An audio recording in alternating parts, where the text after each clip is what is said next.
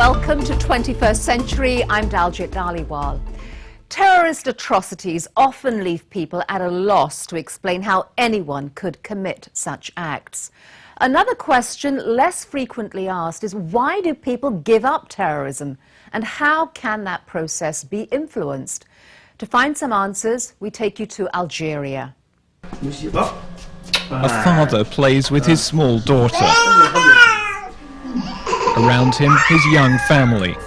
It's a peaceful domestic scene in today's rural Algeria. But Jamel, the father, hasn't always lived like this. Back in the 1990s, he was a terrorist. He commanded scores of men, and his group was linked to numerous atrocities. There were many victims, like this woman's husband. They shot him right here in the chest. The bullet went through him and out of his back.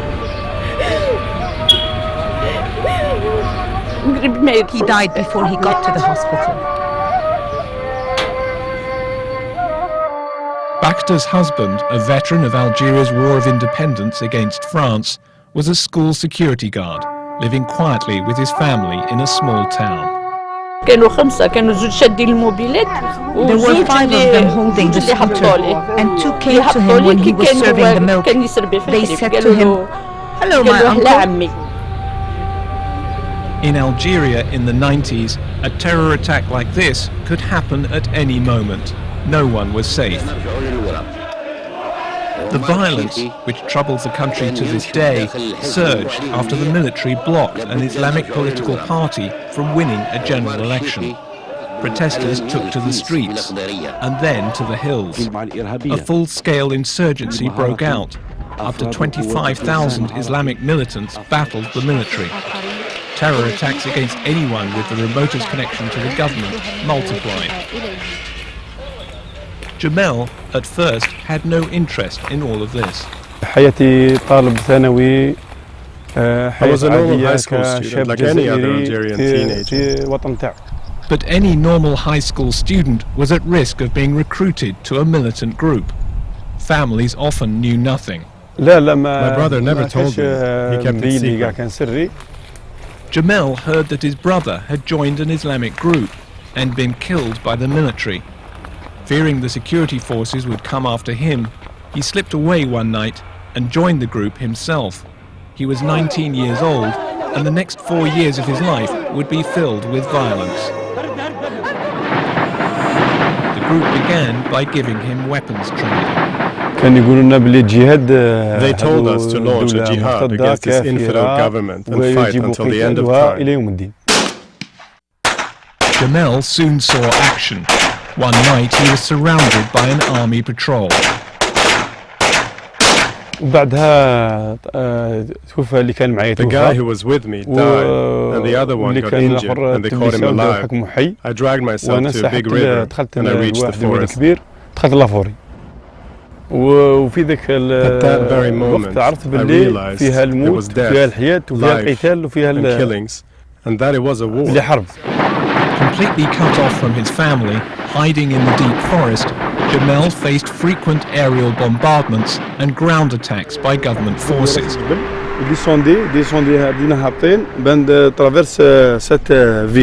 He remembers a particularly close call in this valley, an ambush by the army.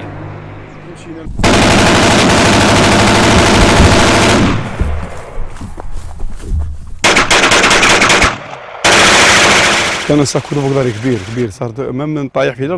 firing started, I was carrying a big backpack. I fell down to the ground, face down, and my backpack was visible. Every time I tried to get up, they fired. I had the gun in my hands, I got shot. I dropped the weapon and saw that my hand was injured. He treated his hand wound with alcohol and honey. He slipped the backpack off and was able to get away in the gathering darkness. Over his 4 years in exile, Jamel became a hardened warrior. But he's uneasy when asked today if he killed anyone.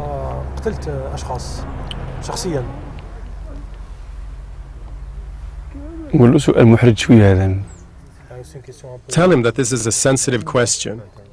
It is sensitive. cannot just ask the questions like that. I tried to imply it in my answer, but we actively participated with a group in military operations. We know that the majority of the young Algerians who chose the terrorism were not older than between 18 and 25 years old, so they were young. Professor Ahmed Adami, an ex-intelligence officer and an expert on the insurgency, says these young men were vulnerable to manipulation by recruiters. They didn't have work, a good education level, a future, they had no confidence and so on. Then they were exposed to religious speech which advocated violence. A war of attrition ground on. The number of dead mounted relentlessly.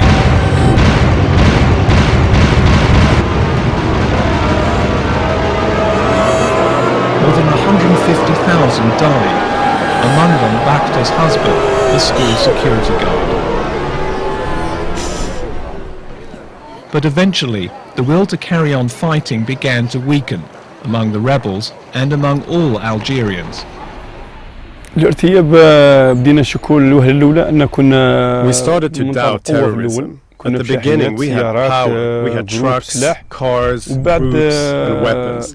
But after 3.5 years, it all began to fall apart.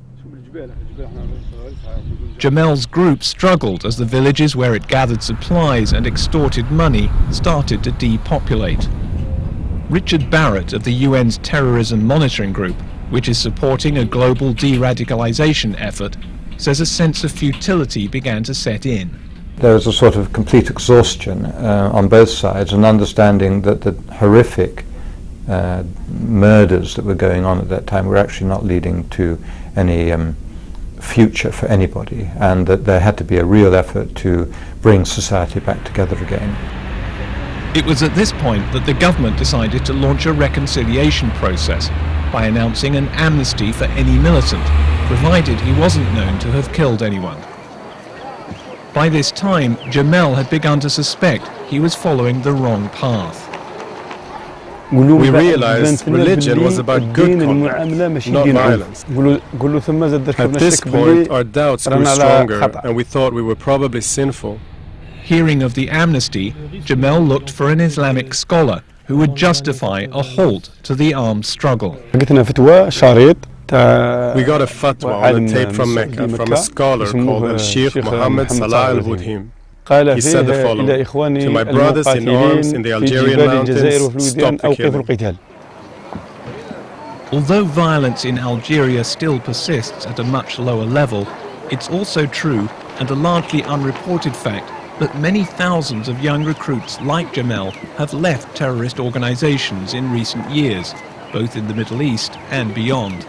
One of the things that has really led to a great fall-off in terrorism, and what restricts it to a very, very small group of people, is that actually people have realized more and more that the strangers you kill as a terrorist are not people from your enemy, but in fact people from your own community. They're actually your next door neighbor.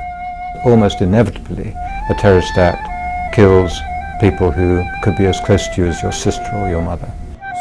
One mother, Bakhta, despite her grief, made the difficult decision to accept her country's amnesty. Her daughter Jahida became a leading figure in the national reconciliation process.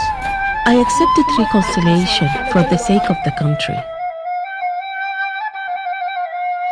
Our father told us what he did to liberate the country. It's up to us to continue his legacy.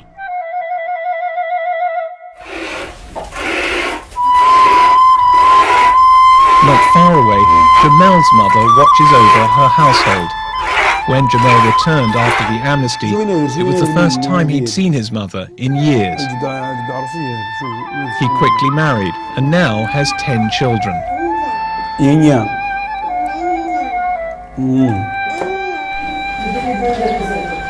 Today, the former terrorist is nurturing a new generation of Algerians. A generation he prays will not, like himself, be drawn into violence. ونلعبوا